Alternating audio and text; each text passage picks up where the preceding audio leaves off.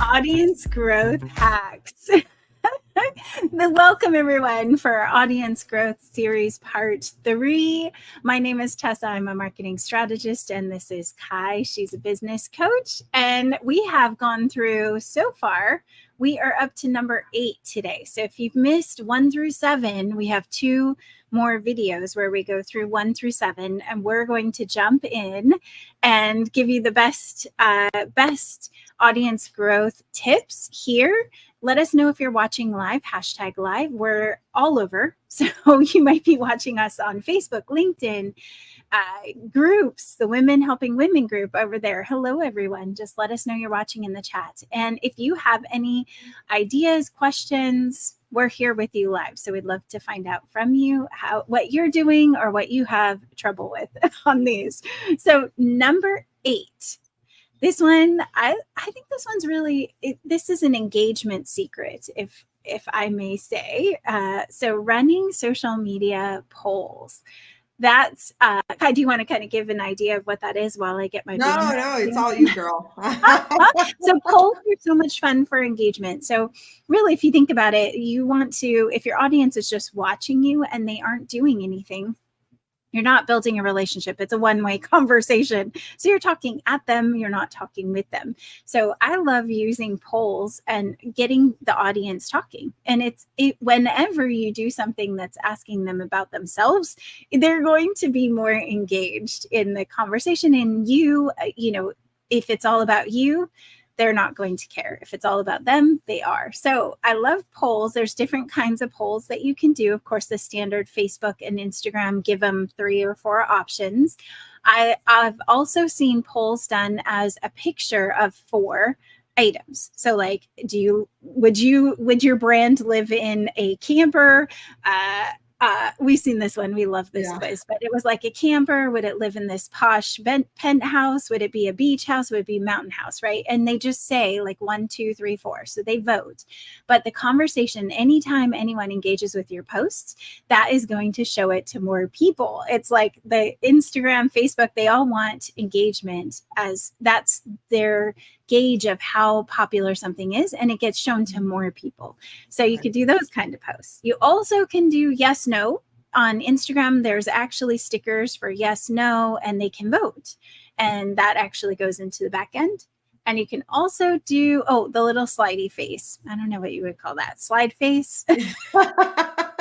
It's like a scale, a sliding scale. It's a scale, and on how much you love something, or there's different scales that you can do. How hot is this? How awesome is this? How happy does this make you? How much do you love it? Yeah. So giving people ways to engage with your post is very important. And it can also be how you decide things in your brand. I wouldn't just rely on what other people say. I know Kai likes to talk about this. It's not all about what they think, but you could ask them, like, what's your favorite color on this product? Do you like the blue, the red, or the pink or white?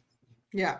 And I think sometimes, you probably are thinking to yourself, how does a poll help me increase my audience engagement? And you might have missed what Tessa said, but what she said was it's showing the platform that people are engaging with this, and that this is something that's interesting to them, that this is something where, people are staying number one on the platform. They're using the tools. And so they're going to then favor you just a little bit more, right? And so you are trying to create that, but also how does it grow what does engagement do is it grows your audience from just somebody who's watching as a bystander to somebody who can become a super fan, right? Because now it's increasing the amount of conversations you can have. And from that, when you start to have those real conversations, all of a sudden you can start to learn more about the people you're serving, which will then help you to really elevate your content, focus it in, dial it into the people and what they want. And so engagement, I think oftentimes we don't really think about it. And yet if you can get somebody, we were talking about this the other day, like, sometimes all you're trying to do is just get them to raise their hand. Like, if I was on a stage, imagine speaking on a stage to 1,000 people and nobody engages. right? So you're on a stage, you're talking, you throw down a joke, nobody laughs, nobody says anything. It's just silence. That's literally what we do on social media when we're not engaging, right? So the engagement is a response to what you are putting up. It is a response that was funny, that was helpful, that was whatever it is. But engagement looks different. So the polls are a great way to do engagement in terms of learning about people. It could be something funny. It doesn't, as long as it's on brand. Right? It can be anything about that. It could be your brand's personality. It can, but don't, like sometimes even just getting somebody to be like, hey, tap the heart, or like, how much do you hate it when people, whatever, like whatever it is, you're just trying to get them to do something. Yeah, and action. Yeah, like micro actions are very important. A micro vote in the right direction. They're voting for you when they take an action, even if it is about themselves. Even if it is their opinion, and oftentimes that's what gets their attention. But that is really, you as a business owner, that is your job, is to focus on them and not you, right? And we build our brands based on us in terms of, what we do best, what people love about us. Like, so there is that. But then at the end of the day, the sale happens because we are serving them and in what they need. So you have to show up on your social media serving them already, right? And so that's when, it is about them. But like, why wouldn't it be? Right? You're on social media, not so that I can be preached to, not so that I can have somebody sell me, whatever, pitch me, whatever. I'm there because I'm trying to relax. I'm trying to calm down. Maybe I'm just trying to Google some idea, whatever it is, but it's still about me. I'm still looking for a solution to something I'm dealing with. Right. So always think, yes, it's always about them. Just as when you're on social media, it's always about you. Exactly. So number 8 out of our gigantic list of audience growth tips for you. Number 8 was run social media posts or polls on your posts. Polls.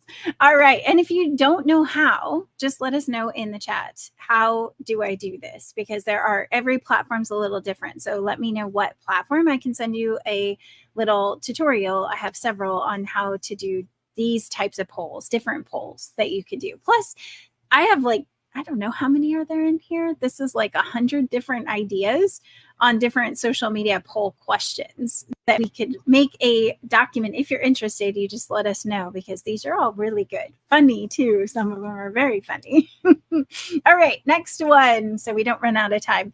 Share user-generated content. Well, one, what is user-generated content? Kai, do you want to tell everyone about it?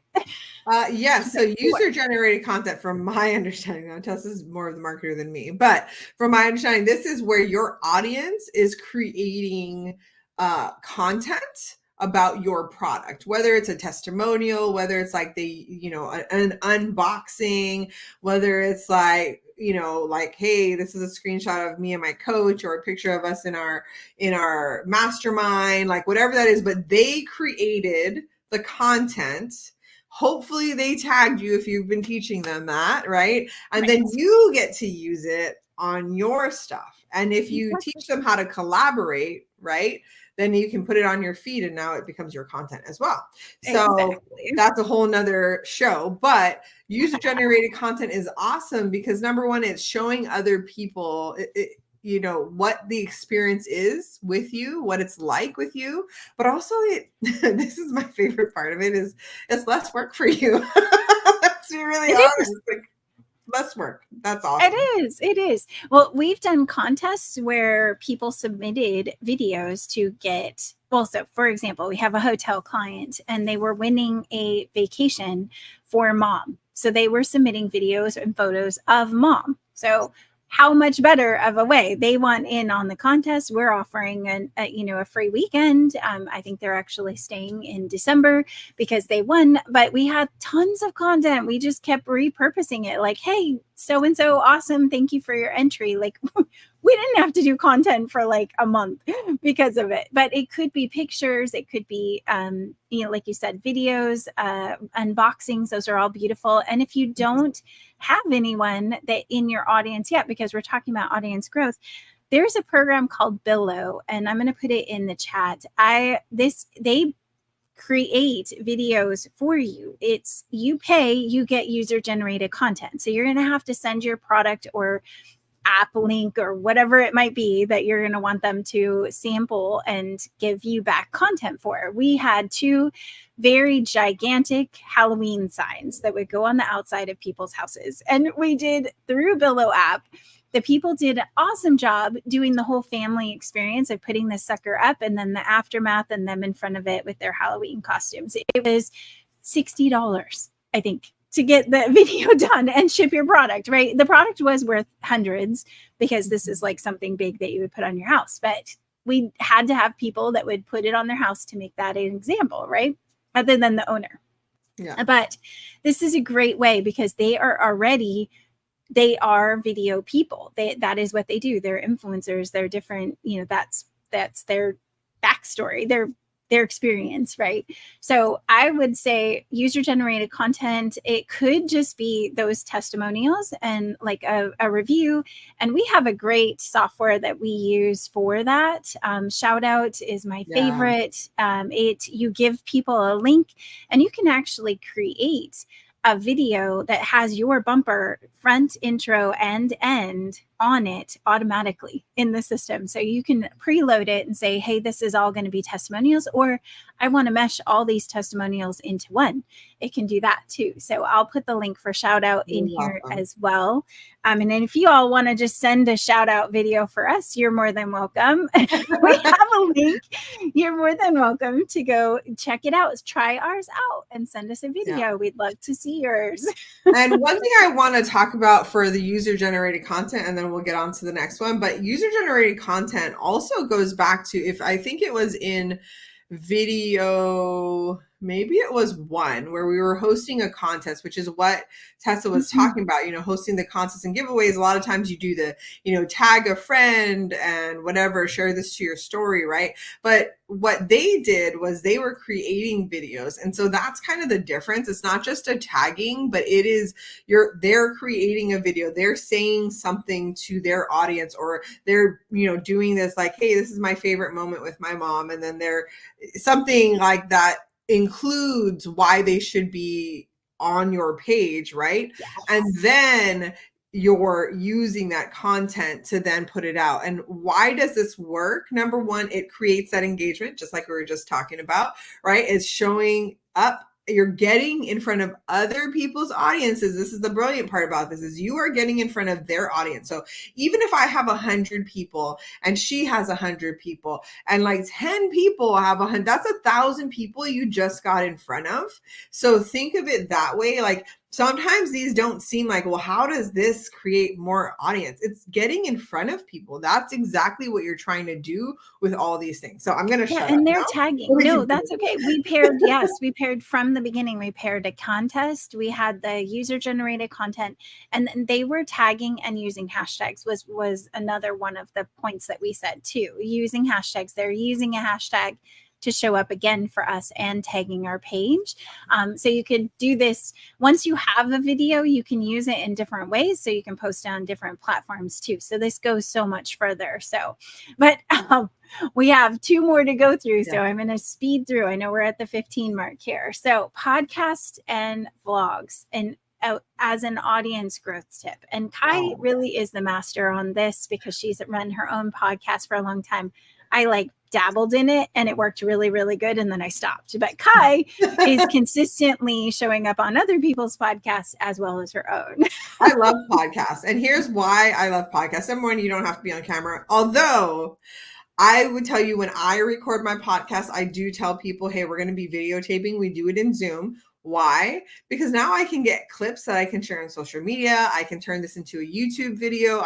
There's so many things. We're always thinking about, how do you make more with less by doing less? That's really the goal always. Yeah, because guess what? We are not like social media, super fans. Okay. We love it. Take another video of myself today. No, I gotta do my hair and it's already crazy. And now more with less. And we did put this in the post that we will teach you how to do more with less 100%. So I love Kai's talking about it's going to be an audio version, but she starts with video just because she can use it down the road. And even if the person doesn't like to be on video, your video and what you say could be recorded, even if you don't have theirs. And most people aren't going to be opposed to video simply because this is exposure for them. So typically on a podcast, why I like podcasts, and vlogs are similar, right? That's what we're talking about, that video version of it. Oh, yes. And let me just define video, blog, vlog. That's what it is. In case you don't know, which I've had people tell me, like, what is that? I mean, I need to know terms here. So it is why I love, podcasts are because they're searchable. So they will live on, Apple, on whatever, Spotify, wherever it is. Once you post it, it stays on there. So I had people, when I had my Success All Day podcast, and then I stopped, and it was like 2 years later, I was still getting people like asking, hey, are you going to be doing any more podcasts? Are you, when are you going to return back? And I mean, people were still downloading 2 years later this podcast, right? And this was at the beginning of my entrepreneur era, right? This was the beginning. So I'm like, I am creating a new podcast, but it's amazing that old podcast was still getting traction years later. And so, the way that you use this, number one, aside from it living for a long time, and it can be searchable. So if you have the right keywords in there, and that is something that you do on podcasts, right? So if it's small business entrepreneurs, female entrepreneurs, like whatever you think people, it's the same thing. It's SEO, right? In a podcast form. It's a search engine in podcast form. And that's how people will find me. But why I love podcasts and how it grows your audience is there are two types of audience or guests that you can have on, right? There is the guests who and both of them typically is something where they have an audience already, usually. But one is, okay, I have somebody coming on and it's the person who they're my peanut butter and jelly. I'm sure you guys have heard this before. So if Tessa was going to be a guest, she would be my peanut butter and jelly. She talks a lot about marketing and tech, which are things that I don't really do. And so she would be coming on as a guest, and then she has an audience. So she's going to then share this, right? And there are methods to do this, but she's going to share this with her audience. Like, hey, I was just on this podcast. And now, number one, I've created a backlink, which makes me legitimate on Google. And number two, she's just put me out in front of her audience, which is always our goal. That is like literally everything we talk about, always our goal. Okay. And then the second type of audience or guest is somebody who I want to work with them. So I know that, hey, like, so for example, for our business, we do content marketing for specific brands, like people who are the face of their brand. And so we do content marketing for them. And so maybe I see somebody who, like, they talk about how, man, it's just hard trying to keep up. Or I see like, hey, there's so many ways that we could do this. We could really help these guys do it. I might talk to them, bring them on my podcast, number one, because they have an expertise that I really appreciate. So it's something that brings value to my audience. But number two, that I know that could turn into a relationship where perhaps I can now help them create their content. Right? So we call this our hot list, right? So you have your hot list, who the audience where you want to get in front of their audience, they're your peanut butter and jelly, or the person that you want to work with. Those are your two types of potential clients for you. Yeah, potential clients. Exactly. And I love this. And that could be from a podcast perspective. It could be from you doing a video that goes on your website, the vlog side, right? So what I did was do the vlog. It went on as a blog, and then I took the audio, stripped it out of that, and turned it into a podcast. So I kind of start with the end in mind for me with the blog. And then the client, she was targeting clients, and that's how she got all her clients. I was. And I did unconsciously target the two people that Kai talked about. I found those partners, which I call, our pillar affiliates, basically people that the peanut butter and jelly influencers for us, right? So I got one or two of those people, and they continue to give me business even today. And they were on as guests, and I actually got too full and I stopped doing the podcast, and I think I made it through 10 recordings and maybe 4 are up on my website. So it's very effective if you do it right. Yeah. Very effective. Yeah. But the other thing is, I didn't at the time, I didn't realize that I was targeting my audience of people I wanted to work with. And that's the one that I think if we do both, it's kind of like inbound and outbound marketing. You could do both together. It's this beautiful, it's going to grow you much faster. And this is why we say social media is not the fastest way to grow your audience, unless you are very strategic about how you use social media, which is collaboration. Go back to video 1. Yes. Oh, yes. Oh my gosh. And we have one more to do, and then I'm going to recap what we've done so far because we have about 8 minutes, and I think we could do pretty fast on this. Yeah, we can. So cross-promoting on different platforms. Like, again, we do not recommend that you spend more time, just work your butt off trying to do social media. That's not how we are. Do it efficiently, right? So cross-promoting on different platforms and kind of creating your content with that idea that you're going to have short version too. Mm-hmm. So, posts, reels, stories, TikTok, shorts. All of those are different types of posts, different platforms, right? But the ones that actually reach new audience are going to be your reels, right? So that goes out to new audience, TikTok. And some people don't like to be on TikTok. I know Kai and I were having a conversation about this. If you are a TikToker, there is a really big potential. Your videos are reaching a huge audience. Very easy to grow on TikTok right now. And then YouTube Shorts. All of those are getting out in front of new people. Whereas your story is whoever is following you at that time. Yeah. So it's more of like a relationship building. But all of the ones that we just mentioned, with the exception of posts, this is all short content, right? It's designed to be fast and get your point across faster because people have a 3-second attention span. Not kidding on that. Like, they will look at it. You have 3 seconds to capture them. That's it. Yeah. So do you want to tell more about that one, Kai? Yeah, I think here's what we would say typically, and this is what we see a lot. This is what I used to do a lot is, okay, I'm going on to LinkedIn. I got to dress nicer. I got to create this kind of video. I have to be a little bit more professional. I'm going on to Facebook. This is more my friends and family. I'm going to create this kind of video.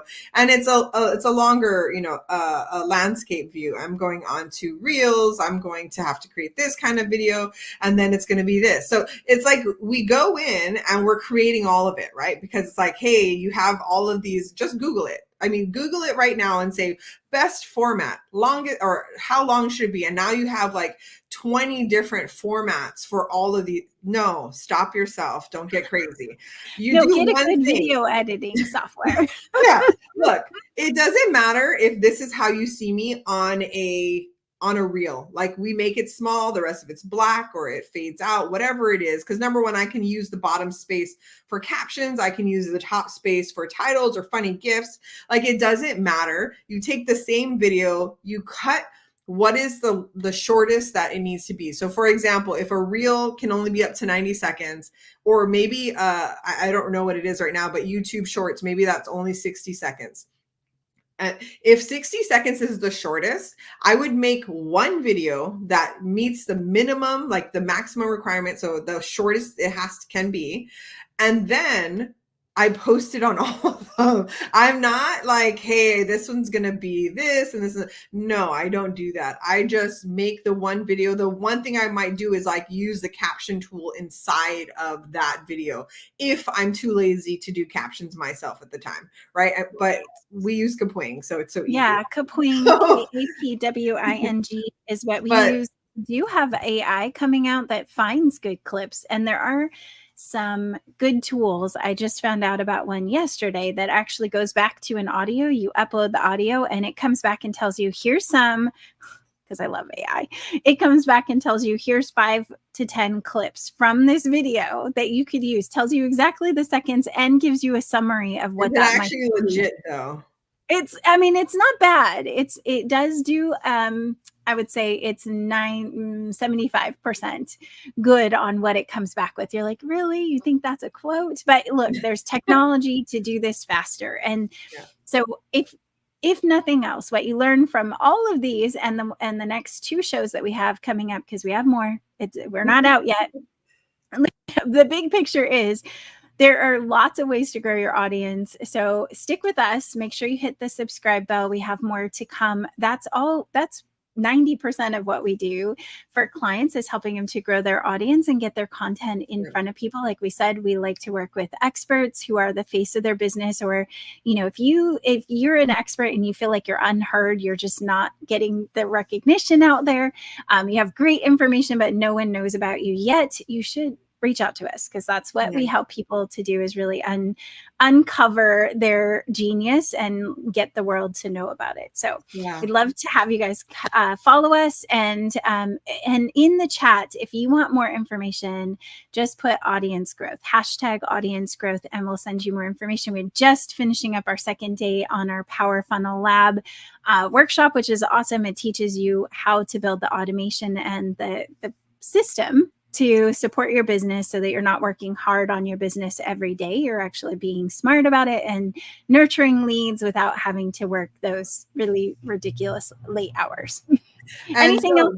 In our last 2 minutes, just what Tessa said is that we're going to quickly recap. So really fast, I'm going to go through all of the tips we've gone through so far. You can go to the videos and watch them. And it's not about doing all of them. It's about doing what's going to work for you and what you're comfortable with to begin with. If you can be consistent with it and go and do it over and over again, that's the one that I would be choosing, not like trying to do all 11. But so far, show 1, we had host contests and get giveaways.